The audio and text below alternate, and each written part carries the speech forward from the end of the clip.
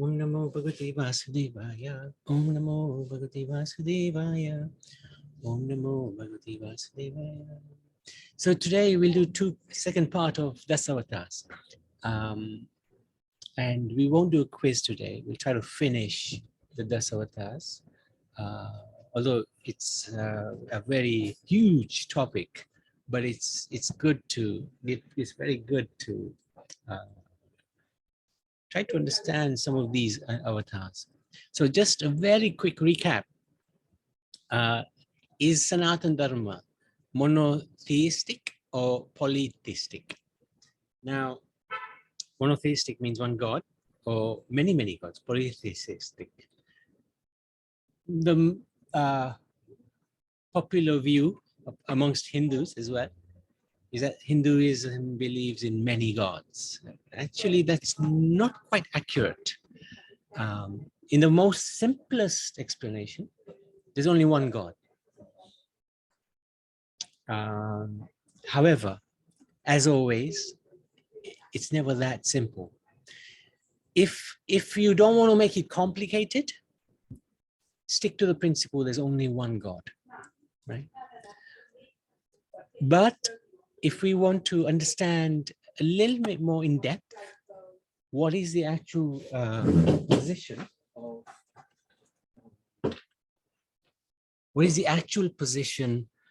of the absolute truth, then I'll give you a little bit more. If you don't want to know this, close your ears for a couple of minutes. Bhagavad Gita clearly states there's only one God. However, the Vedic conception goes beyond monotheistic, the one God concept, even beyond the polytheistic. Actually, there are many, many forms of that one God. There is only one God, but he expands himself as incarnations, avatars, expansions, so many different forms of him. So actually, you could argue it's polymorphic. Polymorphic means many forms of the one monotheistic Lord, right? So that's a slightly extended concept of one God. But it goes a little bit more than that, because there are many devatas, personalities who are very special. They're intermediaries. They are sort of governors of this universe. They're empowered by the Lord. So in one sense, and so adding a further dimension to the Supreme Lord, you could argue it's multi-layered in terms of different devatas with different powers. So multi-layered, polymorphic monotheism. That's quite complicated. Just to make it a little bit more complicated than that. That one God also is there as a divine couple. Radha Krishna, Sita Ram, Lakshmi Narayan, right? So there's two of them. They're one and the same, but they also multiply. Not only do they have different forms, but also within the forms, they have this concept of divine couple. So the one supreme soul manifests into two forms by monotheism. So you could argue that the Vedic concept of God, this is complex, of course, I'm not going to deny that, but this is perhaps a more accurate description of the absolute truth. Multi-layered, that's the demigods, polymorphic, many forms, by monotheism, by monotheistic, meaning one God, but two forms. Anyway, I thought I'd throw that in again, because this is actually very interesting. So if you want, you can just stick to, yes, there is only one God. That's absolutely fine as well. But just to understand it a little bit more, there are, the Vedic concept is quite complex. So last week, we talked about the first of the 5 Dasavatars. Talked about the fish incarnation, the turtle incarnation, the boar incarnation, half man, half lion incarnation, because last Sunday actually was his birthday, his appearance day. And it was a very, very special day. Whenever it's the appearance day of the Lord, we celebrate even more than normal. Every day is a celebration, of course. Every day is a festival, because we have another opportunity to rise and advance in our bhakti, pay tribute to the Supreme Lord, pay tribute to the devotees. Every day is a festival. Every day is a gift. Yes, we will have challenges in our lives. And I don't think anybody in this world who doesn't have challenges. Everybody has a challenge. But if we only look life as a challenge and not the opportunity that is given to us by the Lord, then we are missing out on something. So we looked at Vamandev, the dwarf, or rather the Brahmin boy, short Brahmin boy. Now let's look at the next 5 to make it 10. Parshuram is the next, and we'll have a little bit more detailed look at him. He's the warrior, the Kshatriya fighter. Then there's Ramachandra, the monarch. Balaram, Krishna Balaram, Dasavatar, as part of the Dasavatar. But actually it's Balaram because Krishna is regarded to be avatari. So there's a difference between avatar and avatari. Avatari means the one who's the source of the avatars, and that's Krishna. So he's not one of the avatars, he's the source of the avatars, according to Sanatan Dharma. And 3 scriptures especially, Sanatan, Bhagavad Gita, Srimad Bhagavatam, and Brahma Samhita, as well as the Vishnu Puran, many scriptures actually. Balaram, we'll have a look at him. Lord Buddha, the teacher, and finally, Kalki, who has not appeared yet. He is the 10th of the Dasavatars, who is yet to come. He's the slayer. And these are references to the scriptures, to Srimad Bhagavatam, where these personalities are mentioned. So let's hop straight into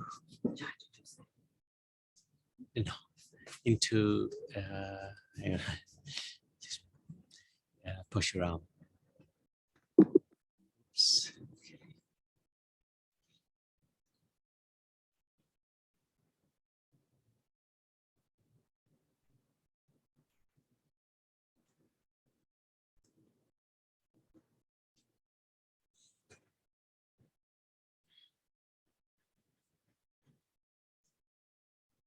As you can see, there's quite a lot of information about these Dasavatars, and you don't have to dig very deep to find information about them.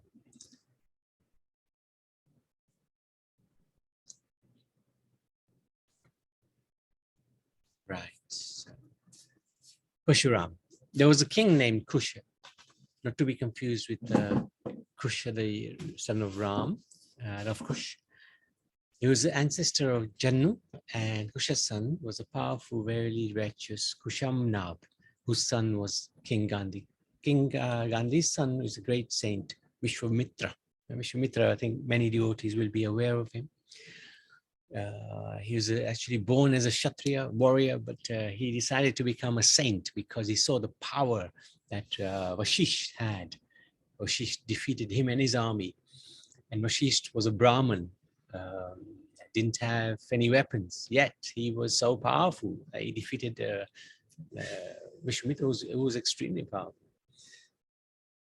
Now, and he had a daughter called Satyavati. A sage called Ruchika wanted to marry Satyavati. Oh, this is quite complicated, isn't it? I'm not going to go into this detail because it will take a little too long. But save it to say that ultimately Parshuram was born to the great sage Jamdagni, and Jamdagni was married to Renuka. So they had between them 5 children. Now, Jamdagni, he also possessed this wish-fulfilling cow, as did Vishwamitra, called Kamadevu. And this magical animal could give one whatever one desired. This is why Gaumata is so treasured in Vedic culture. Especially the source of Gaumata, Kamadenu, is regarded to be the wish-fulfilling cow. But as a true Brahmin, Jamdagni lived very simply in his humble cottage. Now, Parshuram, he received from Lord Shiva his axe. He's very famous for this axe. Now, one day, Parshuram was away from his home.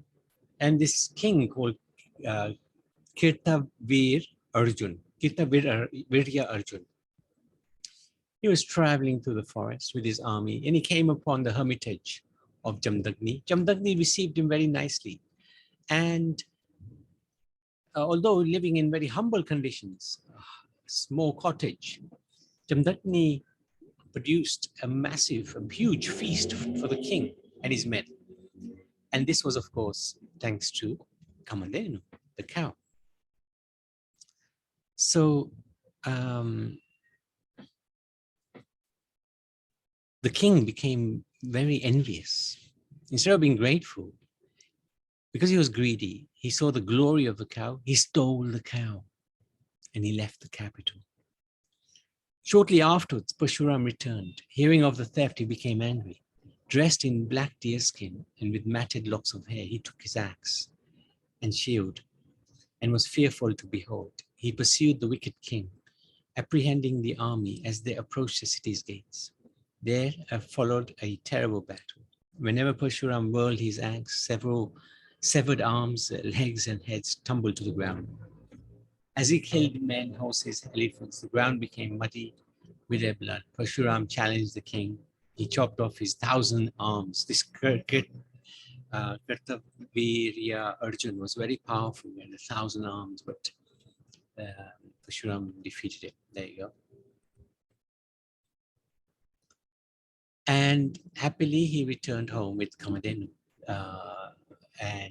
But his father was not pleased, because he said to Parshuram, "My son, you have sinned by killing the emperor. He's the protector of the citizens. The duty of the Brahman is to develop the qualities of forgiveness. The Lord is pleased with those who are forgiving." So Parshuram felt sorry. He repented his foolishness. He atoned for his sin. He went on pilgrimage. But whilst he was away in pilgrimage, to cut a long story short, Jamdagni was actually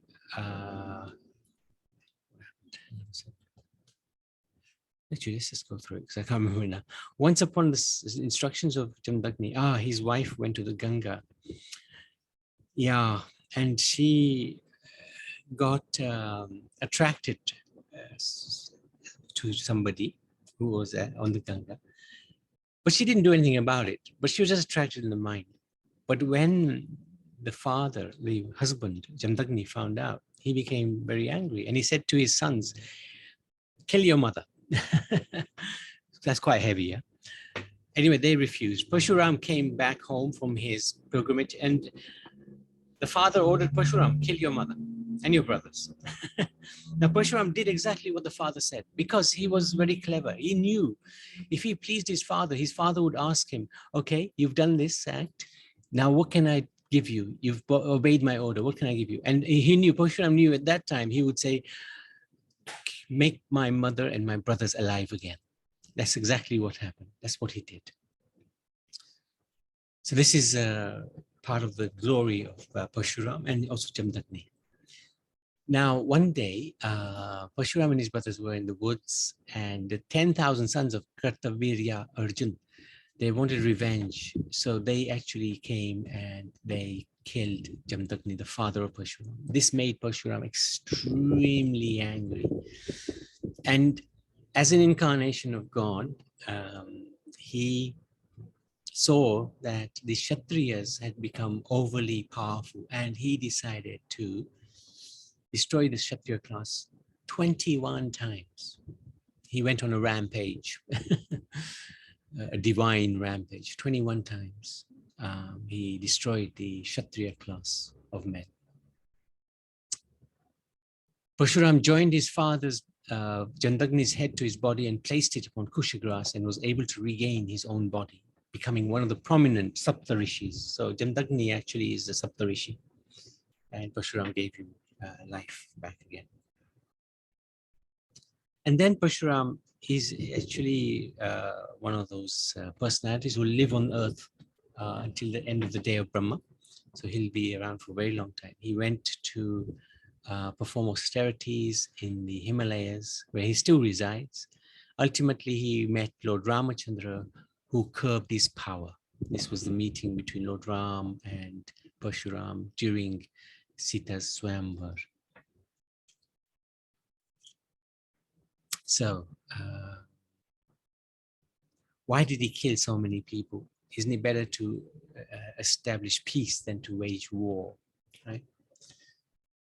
His war, however, was just a revolution against injustice. It was necessary to establish true peace, which had been disrupted by the aggressive leaders. To fulfill his promise to protect his devotees, Lord Krishna, as Parshuram, destroyed the corrupt leaders who were harassing the saints. The devotees of the Lord are the bearers of peace and prosperity because they constantly serve the all-auspicious Lord Krishna, husband of the goddess of fortune. Since government leaders were neglecting religious principles and torturing innocent citizens, their hostile reign had to end. The sages had been forgiving the king's misdemeanors, but until the situation got out of hand. So Parshuram is interesting because he's listed as both a Lila avatar and a Shakti avatar. There's a difference between the two. Lila avatar is one who comes and does pastime. Shakti avatar is a specially empowered soul. So a jiva like us, but specially given Shakti by the Supreme Lord. He's also considered avatar, but is Shakti avatar, indirect incarnation. So that's Parshuram. Wow, we took a long time there.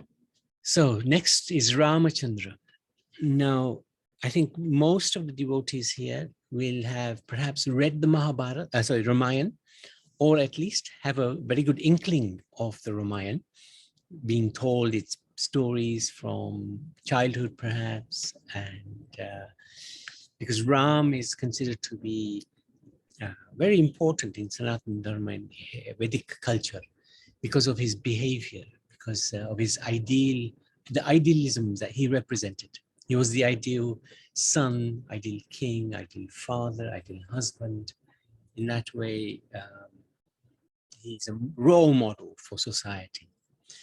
Anyway, his father was Kaushalya, his mother was, so father was Dasharatha, mother was Kaushalya. There were 4 brothers. So I'm going to just run through it very, very quick because I think everybody will have a good idea about Lord Ram anyway. The 4 brothers were called Bharat, Shatrughna, and Lakshman. And when they were young, they were sent to Gurukul, and even God goes to Gurukul. He doesn't have to go to Gurukul, right? Because he's a Supreme Lord. But he shows it as an example to go to Gurukul. And he enjoys being taught by his devotee about the science of warfare or religion, whatever it is. Anyway, eventually he got married to Mother Sita. He won her hand in a Swayamvar. And when they returned back, they lived for many years very happily in the kingdom. And then the king decided to make Ram the next king because he was such an able person, such a noble person. But a maid of Kaikeyi was the favorite queen of the king. A maid convinced her that if Ram was made king, then her position as the favorite queen would go down, and her privileges would be curtailed, and her son would be demoted in the eyes of the king. So mantra was very powerful in convincing Kaikeyi. Kaikeyi got convinced, although she loved Ram more than Bharata. Somehow she got convinced. And of course, this is all part of the Lord's Leela. Kaikeyi is actually a pure devotee of the Lord. And she played this role of a horrible stepmother, but actually she's a devotee of the Lord. And the Lord asked her to perform this service to him. And she agreed, knowing that she would be eternally cursed. Because everybody hates Kaikeyi, but actually she's a great devotee of the Lord. Anyway, she was promised 2 boons in the past by the king, and she invoked those boons, and she told the king to make her son the king, Bharat, and to send Ram to the forest for 14 years. That was a huge shock to Dasharatha, who never recovered from it. And Mother Kaikeyi, she called Ram into the palace, and she told him that you have to go to the forest tomorrow and my son will become the king. And Sita, being an incredibly loyal personality to Ram, insisted to Ram that I am coming with you in the forest. Although she was extremely delicate and Ram didn't want her to come, she wouldn't take no for an answer. And Lakshman also joined them in the forest, and the three of them were there. And eventually, when Lakshman came back, and Bharat came back home with his brother Shatrughna, he realized what had happened, and he was absolutely shocked and devastated because he loved Ram so much, and he chastised his mother. Eventually, they went to the forest to convince Ram, please come back to the kingdom. But Ram said, well, I have to fulfill the promise of our father. I cannot undo that, but I'll come back after 14 years. So then Bharat took the slippers of Ram and put it on the throne, and he lived just like Ram would have lived in the forest. Bharat was another amazing personality. And then many things happened. Supanka, they came across, they cut off her nose. She went back crying to her brother Ravan and told him that there's a beautiful woman there who's in the arms of this weakling Ram, should belong to you. And Ravan got excited, and he said, okay, let's have a look. So he sent Marichi to divert Ram and Lakshman away from Sita, and he appeared there as a Brahmin, as a sage, and he begged for food from Sita, and she left this Lakshman Rekha, this area of protection that Lakshman had left her. She left it, and that was an opportunity for Ravan to kidnap Sita, which was obviously very, very devastating to Ram. Ram was behaving like an ordinary human being. Ram actually is the Supreme Lord. He's Atma Rama, Atma Ram. He's self-satisfied, doesn't need anything or anyone. But he showed, as human, we're going to go through so many different tribulations in our lives. So he acted just like a human. So he cried and he fainted. He was looking for Sita with Lakshman. Eventually they came across Hanuman, the most amazing personality in the Ramayana. Great, great personality, who recognized Ram as his supreme lord immediately, actually. And he introduced Ram to Sugriv, and with the monkey army, eventually they found Sita in a land called Lanka, or Hanuman found her. And he was so clever, Hanuman. He, without scaring Sita, he introduced himself. And Sita said to him that, yes, thank you for coming to rescue me. Please go back and tell Ram to come himself to rescue me. So this was another amazing thing, because Sita was willing to tolerate more pain so that her husband can be glorified more. This is really one of the amazing attributes of Mother Sita. And she wouldn't willingly touch another male.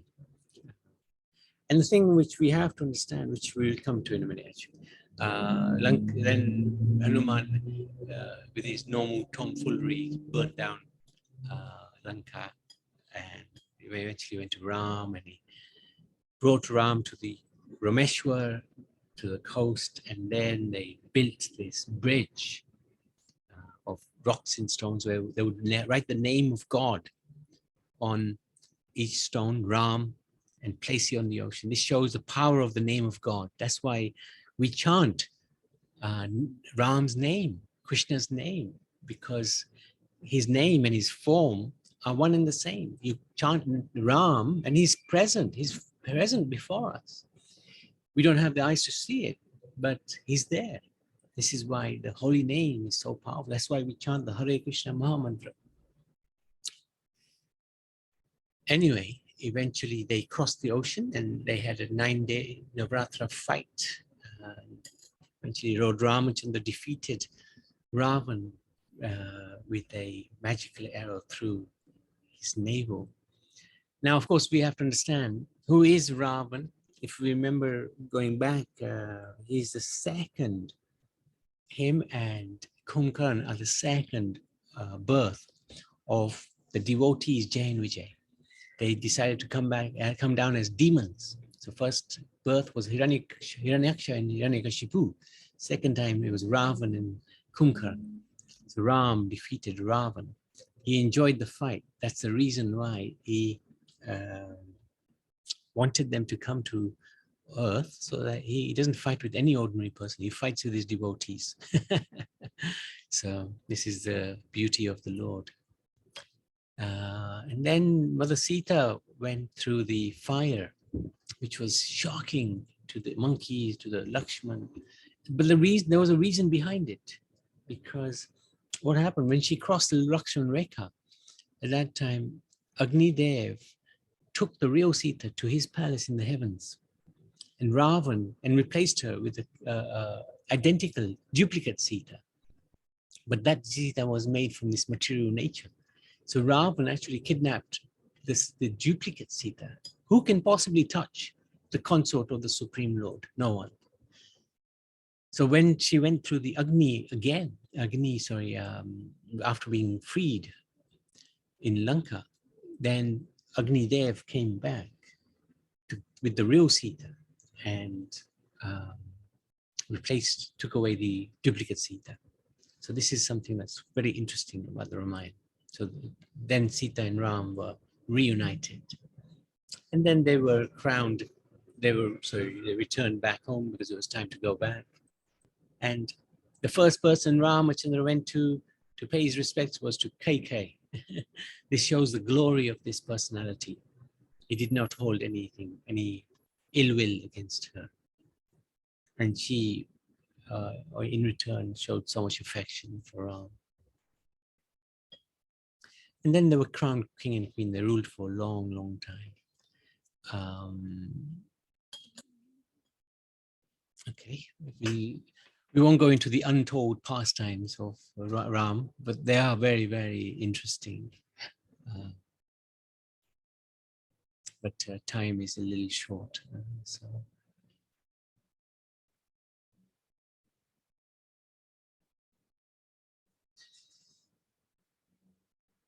I'm glad I did this because I found out where I've put this presentation. I have all this information about Ram. I must put it in a different place as well. But there's a lot about Lord Ramachandra, which we haven't covered. We've hardly scratched the surface. The Ramayana, which is a huge scripture, gives a lot of information. And that's Valmiki Ramayana. There's also Tulsidas's Ram Charitamrita, Ram Manasacharit. How is this? I can't remember. Yeah, that's right. And so Lord Ramachandra ki jai. Now we're going to run out of time, so I need to move along. Balaram is next. Sometimes Krishna is regarded as the 8th avatar. However, the review scriptures explain that Krishna is the fountainhead of the avatars. He's known as Avatari. We haven't made this up. This is in the Srimad Bhagavatam, Canto 1, Chapter 3, text number 28. He's actually the 8th avatar Balaram, and he is the first expansion known as Prakash Vaibhav. I won't go through this because this is complex. This is pretty complex. He's the same as Krishna, except his color is white. His mood is to please and serve Krishna. So he's actually his Godhead, but his servitor Godhead. He creates this spiritual world. Balaram extends himself. Everything in the spiritual world is his expansion. And we showed this briefly last time. Krishna is regarded as Swayam Bhagwan, and Balaram is his first expansion. And then come all the other different avatars, and then the different Purush avatars, the Vishnus. So He also expands Balaram as Ananta or Sheshnag, the snake. He also expands as Krishna's paraphernalia, such as the umbrella, the slippers, bedding, pillow, garments, resting chair, residence, sacred thread, sacred Gayatri thread, throne. Everything is Balaram. This is, he serves Krishna. He exemplifies the service attitude to Krishna. His only mission is to serve Krishna. He's the eternal companion of Krishna. As he came previously as Lakshman with Ram and as Nityananda with Chaitanya Mahaprabhu. And he's also regarded as the original spiritual master. So we as devotees, as Shishya, we approach Lord Balaram as this original spiritual. Please guide us how to serve Krishna. Only after Balaram gives his mercy does Krishna descend. So this is another powerful aspect of Krishna, of Balaram. Balaram appeared as the 7th child in the womb of Devaki. And he was transferred. This was the first womb transfer of a baby. Transferred from the womb of Devaki to the womb of Rohini in Gokul. So he's also known as Rohini Nandan, son of Rohini. He's also known as Devaki Nandan, son of Devaki. But he actually took his appearance in Nandagaon, Gokul, in the home of Nanda Maharaj. He was named by Garga Muni as Ram, one who gives pleasure. And Bal means strong. Balaram means one who gives pleasure and who's very, very strong. So this is the name-giving ceremony. Garga Muni is there, Nanda Maharaj, Yashoda, and Rohini.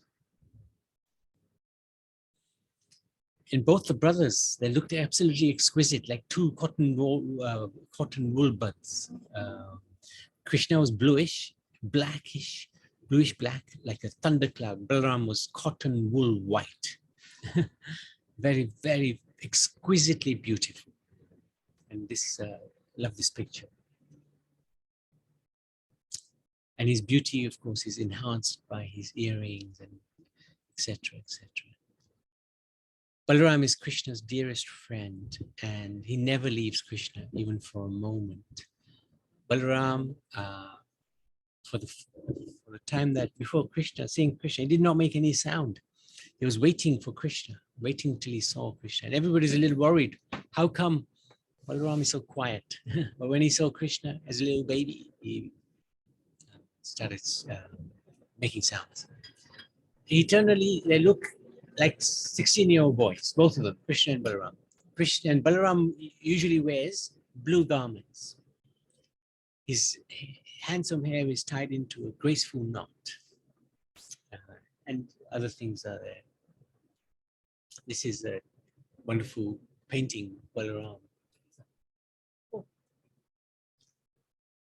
And yeah, he holds it. Oh.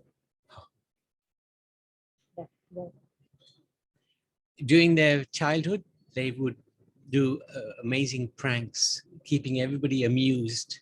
Krishna would grab hold of Gomata by the tail, and the Gomata would run, and Krishna would be dragged along, and they would be covered in this Vrindavan dust. Vrindavan dust is very sacred, very beautiful. And in this way, they really kept everybody in Gokul very delighted and engaged. They would engage in so many different pastimes. Krishna was famous as Makhanchor, and Balaram would be his first assistant. And you can see here Krishna's diving into the nectar, and Balaram is joining him.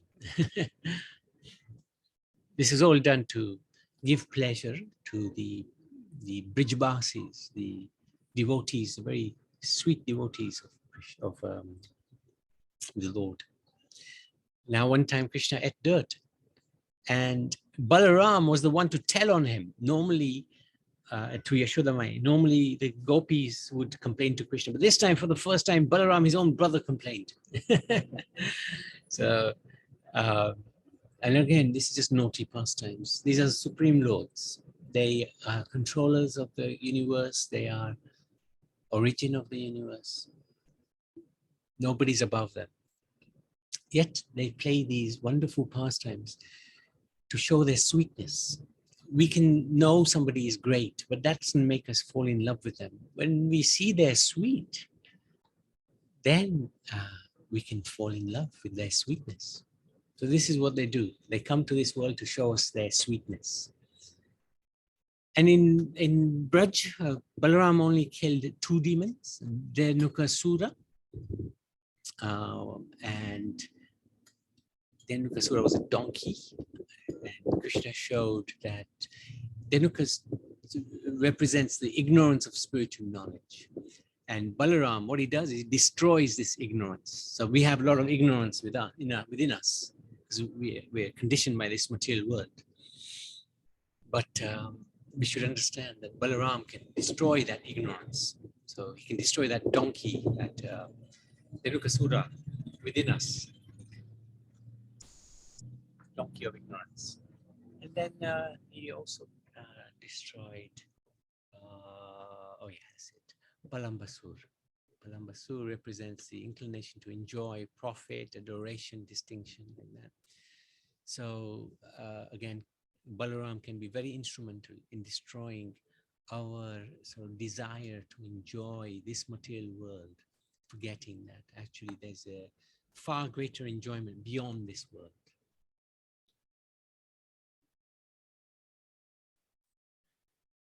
Okay, we still got quite a lot to go through. So I'm going to skip quite a lot.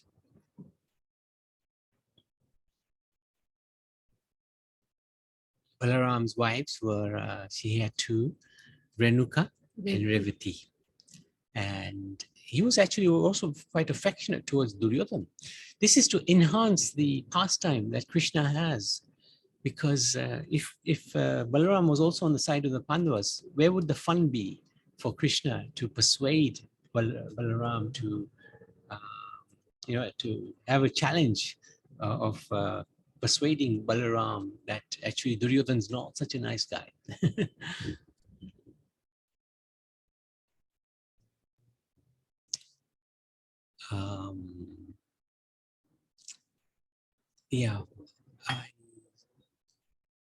Then Balaram is also very interesting because he's the only expansion of the Lord who can relate with the Lord on all the 5 different rases. Shantaras has the Dham and paraphernalia. Dasyaras, he's always massaging Krishna. Sakyaras, he's a friend of Krishna. But Salyaras, he's always protecting Krishna. And Madhuryaras, he expands, Balaram expands his Ananga Manjari to enhance the pastimes of the divine couple. So in this way, he also has a situation in all of the 5 rasas. Lord Balaram ki jai. So we haven't got time to go through. This is quite an interesting timeline. But we won't be able to complete this. Maybe we can do it another time. Next is Buddha. So we've got 2 more left. We've got Buddha and Kalki. Yeah. So I'll run through Buddha quickly. 600 years before the birth of Christ, there lived a king named Suddhodana. He ruled over the province called Gaya. One night, his wife, Queen Maya, had a vivid dream. She dreamt the angels whisked her away to a golden house high in the Himalaya mountains, and a baby entered her womb. His king's advisor, either a saintly, either a saintly king or a famous religious person is coming in due course of time. A son was born. They gave him the name Siddhartha Gautam. Sadly, after 8 days, the queen died. This king ordered his servants that the prince should never, under any circumstance, leave the palace grounds. He gave Siddhartha everything. The prince wore costly jewels, silks and jewels, ate the finest food. He married a girl more captivating than celestial beauties of heaven. Still, he wasn't happy. He longed to see what was outside, beyond the walls of the palace. So one day when he was 29, he managed to escape the vigilance of the father's guards and left the palace for the first time. Seated on a chariot, he passed a wrinkled, grey-haired man hobbling by with a walking stick. He then saw a man lying beside the road, wheezing and coughing blood. Almost immediately there passed a procession of people weeping and crying. A lifeless body was with them. Siddhartha didn't know what to make of it, so he stopped a passing monk and inquired, "Who are these people? What are they doing?" And the sage replied, "Young man, no one takes birth in this world can avoid the three types of sufferings: old age, disease, and death."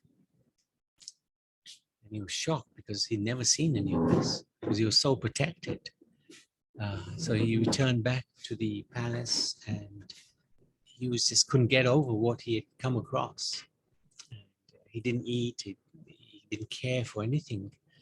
He would fast for long periods of time. He was not happy. The luxury didn't mean anything. So finally, he eventually broke his fast, took what his followers called today the middle path. He was moderate in everything. He neither ate too much nor too little, nor he slept too long nor too short.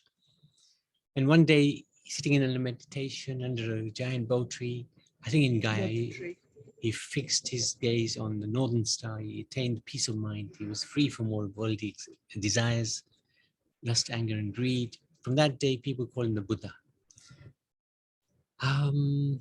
Now, he was one of the reasons why he came to this world is an incarnation, because at that time, what was happening was people were misusing the Vedas for their own selfish purposes. They were performing lots of animal sacrifices to eat the meat.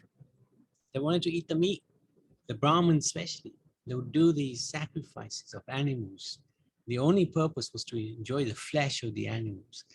So that's why the Lord came at that time. And he said, reject the Vedas. Outwardly, he said, reject the Vedas and adopt a strict vegetarian diet. In that way, he wanted to protect the animals. So that was the reason for his coming. There are actually two Buddhas, so we have to be careful which one we are sort of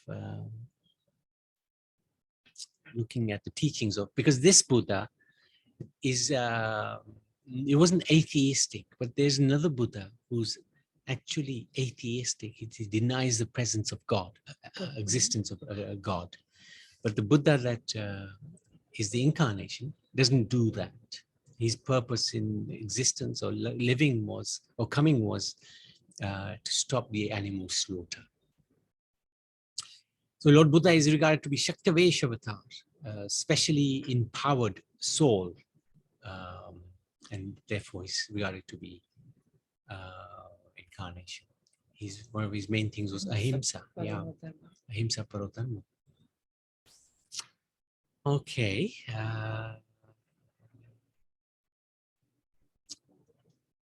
And eventually, of course, Buddhism was spread throughout Asia through Emperor Ashoka.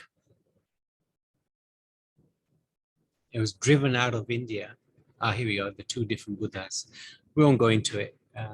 This is the Avatar Buddha is this one, the first one, 1800 BC. His mother was Anjana, and he was born in Bodh Gaya. Okay, this is quite nice. Just quickly go through this. A man asked Buddha, I want happiness. Buddha said, first remove I, that's the ego, then remove want, that's desire. Now, see, all you have left is happiness. So, Lord Buddha ki jai. Now, I just want to spend a few minutes on the next incarnation to come. That's Kalki. This age of Kali has, I'll put all these notes on the group so that you have access to them. And if you're interested, please do read through them because they're quite interesting. In fact, the next chapter we're doing of the Srimad Bhagavatam on Monday at 3:30 British Standard Time is exactly this chapter in the 12th canto of the Srimad Bhagavatam, chapter 2, where he is predicted to come. So this incarnation has not come yet, but he's predicted to come in quite some time away at the end of Kali Yuga. Because when Kali Yuga really becomes horrible, Kalki will appear in the home of the most intimate Brahmin of Shambhal village, the great soul Vishnu Yash. And this is the prediction in the 12th canto, 2nd chapter, 18th verse. He will end the age of Kali and will kill all the wicked malechas, the low class and evil beings, and destroy the bad condition of the world. And thereafter will start again Satyayug, the golden age. There's a lot of detail. There's a whole Purana, Kalki Purana, which talks about Lord Kalki, his family, where he lives, how he lives, when he marries, who he marries, yeah, the horse he's going to be traveling on. This is the Kalki Purana, and I won't go through all this detail. I'll put it on. I'll leave it on this. Put it on the group, so it's there for you to look at. But there's a lot of detail there. Very interesting to read, very interesting to go through. We've spent many an hour or many seminars going through these pastimes of Kalki and all the other different Dasavatars. I just wanted to give you a little flavor of Dasavatars. He will wander over the planet without being seen by anyone. Then he will start his campaign in his 32nd year and roam the earth for 20 years. He will take with him a big army of horses, chariots, elephants surrounded by hundreds and thousands of spiritually purified Brahmins armed with weapons. He will mount his white horse, Devadat, and sword in hand, travel over the earth, exhibiting the 8 mystic opulences and 8 special qualities of Godhead. Very powerful incarnation of God. The Vishnu Puran also talks about Kalki's appearance. Many scriptures actually predict this coming of Kalki. All right, I think, stop there. Kalki Avatar Ki Jai. Okay, sorry, that was a long session today. And we're not going to do a quiz today, but I wanted to take questions if anybody has any questions. Varsha. Namaste, Prabhuji. I just wanted to ask or find out, Valmiki Ramayana, the sage Valmiki, he was earlier, was he a demon in his life before writing? Yeah. Was Valya. So is there a story, or do you know how he became Valmiki from Valya? Yeah, he was a dacoit, wasn't he? He was like a thief. But one day, what happened? Anybody know the pastime? I sort of know it, but not fully. Does anybody? I'm sure somebody here will know Valmiki's pastimes. Anybody you'd like to share? Otherwise, I give my little 2-penny bit. So anyway, what happened? I believe it was either Lord Brahma or Narad Muni.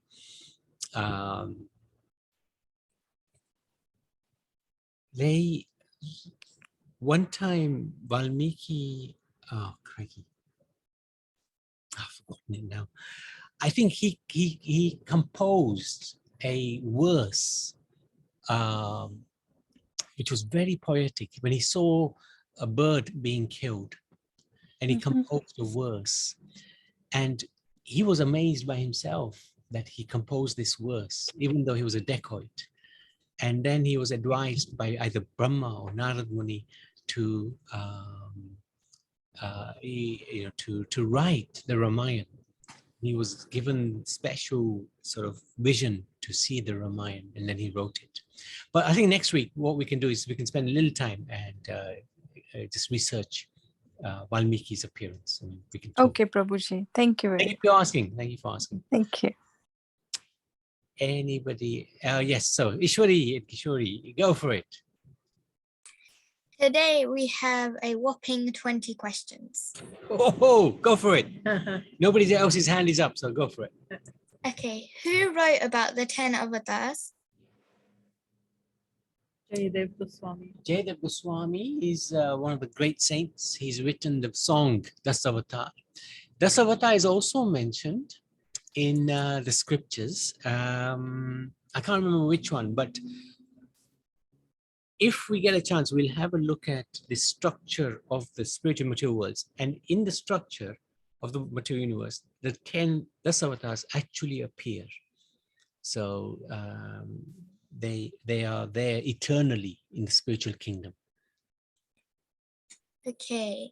Because the Lord incarnated into certain animals, like he incarnated as the boar and the turtle, are those animals today counted as like pious animals? Not necessarily. I mean, all life is actually sacred and has a purpose in existence. There was one scientist who he done research and he said if any animal disappears from this world, it'll have a negative impact on the world. But if the human race disappears, it'll have a very positive effect on the earth.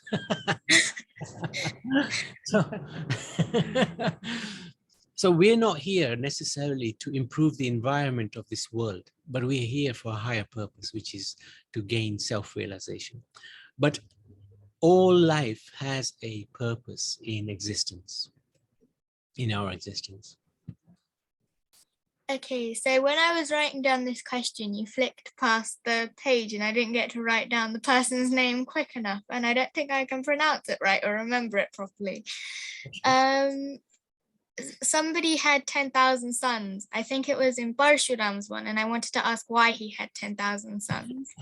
Kirtavir Arjun. Why? He was just a busy boy. He had lots of queens as well. Lots of queens. He just wanted to accumulate as much as possible in terms of wealth. He had 1,000 arms, didn't he? He was just He was very greedy person, very puffed up, very powerful, very strong. And he did actually keep the sort of the smaller kings at bay when he was around, but he was himself extremely greedy person. So that's why he had so many children as well. I see. What is an indirect avatar? Basically, we are like jivas, we are like spirit souls, but when God wants, he can empower us to do something extraordinary. Like Prabhupada is regarded to be Shaktivesh avatar because he done something so amazing. He spread Krishna consciousness throughout the world at the age of 70 plus and wrote so many books and this and that. So he's regarded as being a soul, but specially empowered. So indirectly an incarnation. Not directly because he's jiva like us, but because of the empowerment given to him by the Lord, he's regarded as to be Shaktivesh or indirect avatar. Is there a reason why mantra was evil? Like, is there a reason behind it? Oh, is there like a karmic something that happened? There probably is. That probably is something that she's probably incarnation of somebody who the Lord upset in his previous life, because the Lord is so amazing. He doesn't have to suffer karma, but he still likes to. I think he just chose her to maybe to play that part. But what Lord does, he never just does one thing. By one thing, he does so many things at the same time. So yeah, probably there is, and maybe we can have a quick look, see if we can find out her history. Because I was very curious, because it also specified that she was a hunchback. Like, is that a specific reason? Are specific people who are hunchbacks have a specific reason to be evil? I don't that's my question. Not necessarily. But I think, isn't she related to Kubja in Krishna Leela? Might well be, yeah. Because might well be. And then Krishna, gives her that blessing, and he touches her personally, liberates her. That's Jayanti's homework for next week. I got mine, you got yours. When you were going fast through the Ramayana pictures, why in one of where they were making the bridge, why was there a blue monkey? That might have been Jambawan, the bear. there's a really phenomenal character called Jambawan who lives through ages. He's a bear who assisted the Lord in his pastimes with the monkeys, actually. So, And he was there in Krishna Leela. and he was there in Krishna Because Leela his as well. daughter marries Krishna. But I can't remember specifically. There's no, I don't think there's any specific, any significance to that, by the way. Why did Agni Dev take Sita Ma? To protect her, because that was the arrangement as part of a drama, that she would not be touched. She cannot be touched by anybody other than Vishnu or Ram, rather. So. You said that Lord Rama was like a role model to his people. Like they always listened to him and understood like his judgments. Like they never questioned him, basically, because he was like the best at everything. So why did they not believe that Sita Mata was pure? That's a good question. It wasn't that he won't impose himself that you have to believe me, you have to do exactly what I say. God is not like that. God is, he gives us that free will to act and behave as we like. He would love us to love him, because the way he loves us, but he won't force it on us. So he won't force different opinions. He won't impose his opinion on others. And if what he showed as the ideal king, see, as a king, that is a more priority than as a husband. So what he showed was that as a king, he realized that his citizens were thinking wrongly of the king. And even though it personally hurt him so much, that he would have to put his duty as a king before his duty as a husband, he did it. And he didn't do it if, some people say, he outcasted her and he was cruel. Well, he wasn't, because he took her, he got Lakshman to take her to Valmiki's ashram, which is within his kingdom, so she was still under his protection. He never remarried. The sages here, Vashishta would tell him, you need a wife sitting next to you while we're doing the yajna. What are you going to do? You cast her out. What are you going to do? So he made a murti. He got a murti done of Sita. He could have easily taken another wife, but instead he made a murti of Sita, and she would sit in the yajna with him. So, in that way, he showed that he's completely dedicated to Sita. I see. Is Kansa the third birth for one of the gatekeepers? Yes, yes, absolutely. Kamsa and what was the other name? Danvaktara, something like that, yeah. That's right. Kamsa is the third. Third. Is it Kamsa? No, it's Shishupal. Kamsa isn't. No, Kamsa is somebody else. Kamsa is somebody else. The third is Shishupal and Dantavakra. I see. Shishupal is the one where Lord Krishna gave him 100 chances. 100 chances, yeah. You can insult me 100 times. He got through that very quickly. He did. But Krishna is so amazing. He took those insults as compliments, and he accepted them as words of affection. And he liberated Shishupal.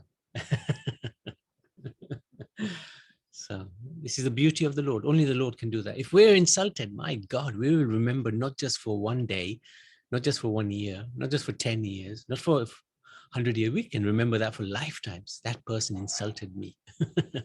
But the Lord, he gets insulted and he takes it as a compliment. Incredible. Is it true that Radharani didn't open her eyes when she was born until she saw Lord Krishna? Correct. That's correct.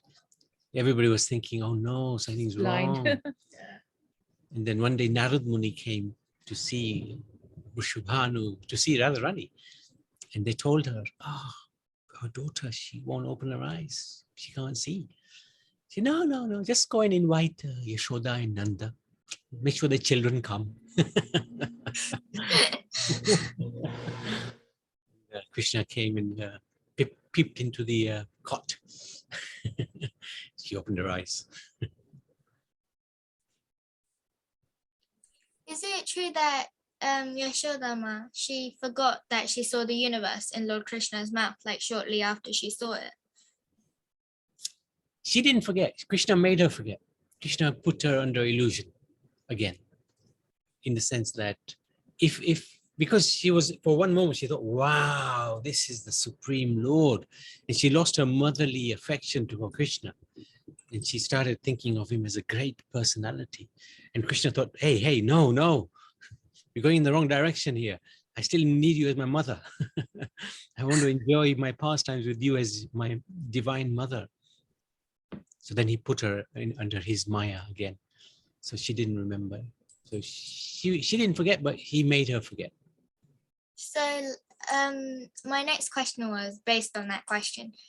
So like you said, like he put her under his Maya again, but if he knew that was going to happen, why did he let her see in the first place?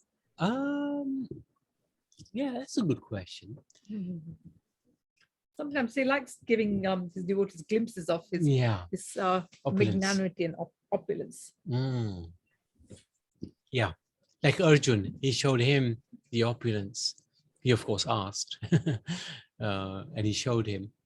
But sometimes he would do it spontaneously. Hey, you're not fooling with any old person here. But then when he realized, hang on a minute, she's going to lose her motherly affection.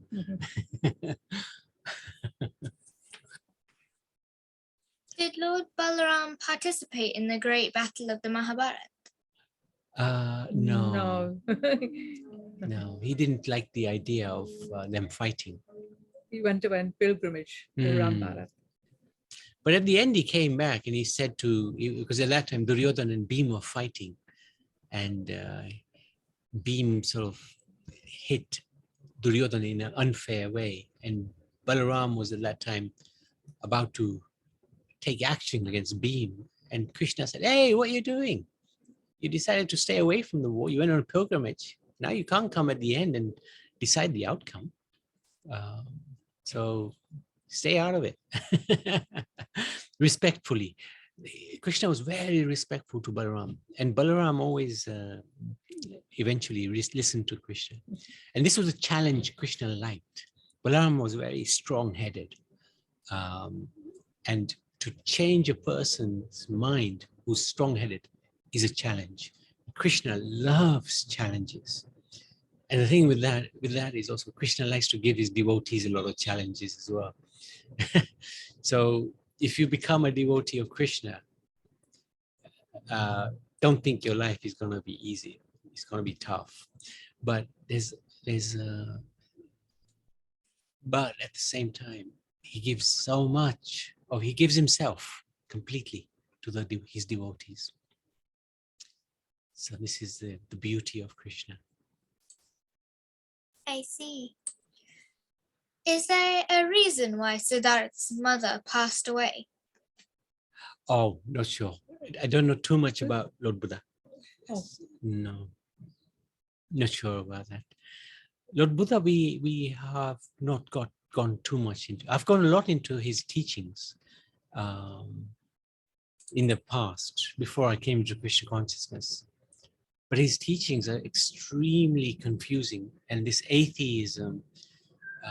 If you see a lot of Buddhist teachings say that God does not exist, but actually that's not what Buddha taught. Buddha taught there is a God, but this Vedic sacrifices you're doing will not please him. So his teachings have been twisted in a very to very large degree now. Why is Lord Buddha, like, what does Buddha mean? Like, why isn't he called Siddhartha, Lord Siddhartha? Why is he called Lord Buddha? Buddha, I suppose, must mean intelligence. Right? And he sat under the Bodhi tree. Bodhi tree. That's why nickname. That's it's like a nickname. the great, like, Yeah, he was called Siddhartha, wasn't he? Yeah, that's right. It's like his nickname. You know, we got a nickname for Krishna. You know, loads of nicknames for Krishna. Makancho. You know, if you call somebody a thief, that get offended. But Krishna, you call him Makancho. He's eyes light up. Hey, who called me?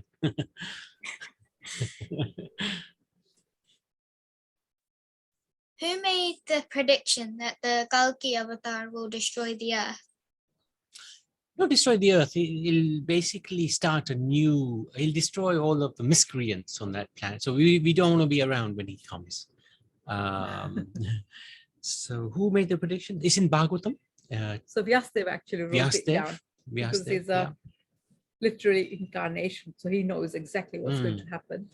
But it's in quite a few scriptures. It's probably in which most is of the Vyasadeva. Puranas. Vyasadeva has written all of them. Yeah, true. Oh, someone else has put their hand up. Yeah, Purnima.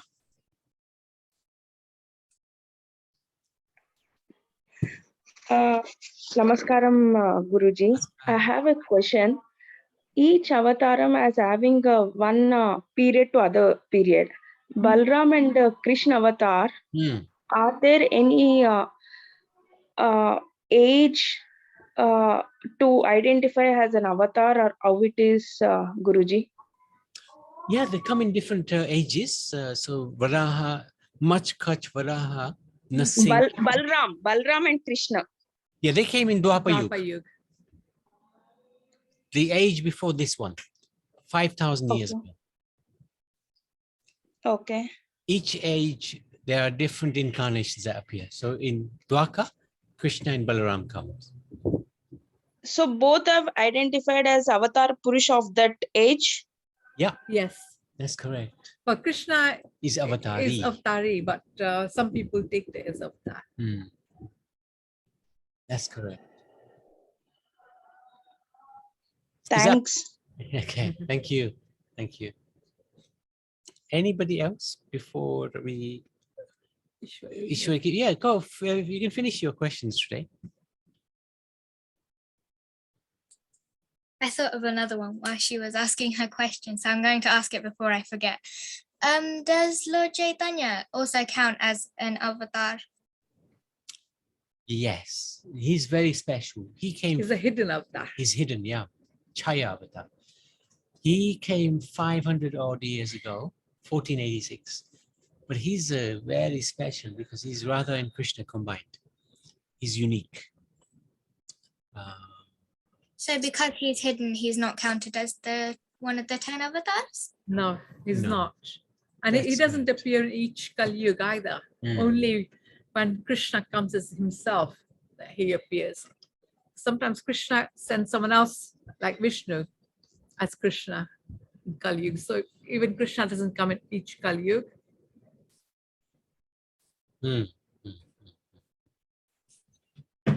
What form does the Kalki avatar come as?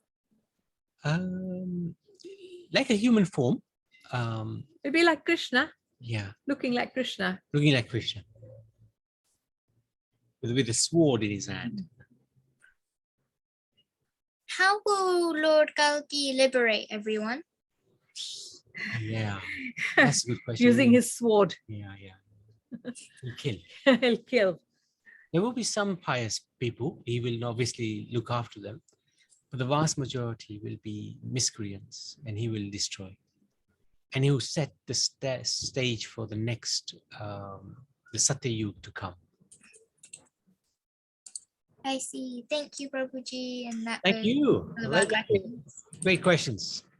So if there's nobody else with any questions, we shall meet everybody next Sunday. But tomorrow, if you do want to join us about Kali Yuga at 3:30, I'll send Kalki Avatar. I'll send a link. We'll send a link on the group. So, okay, thank you so much. Thank you. Hare Krishna. So much. Hare Krishna. Thanks. Thank you. Oh, thank you, Harish. Take care. Thanks. Hare Krishna. Thank you, Hare Satish. Krishna. Hare Krishna. Hare Krishna. Krishna Priti. Thank you, Priti. Hare Krishna. Hare Krishna.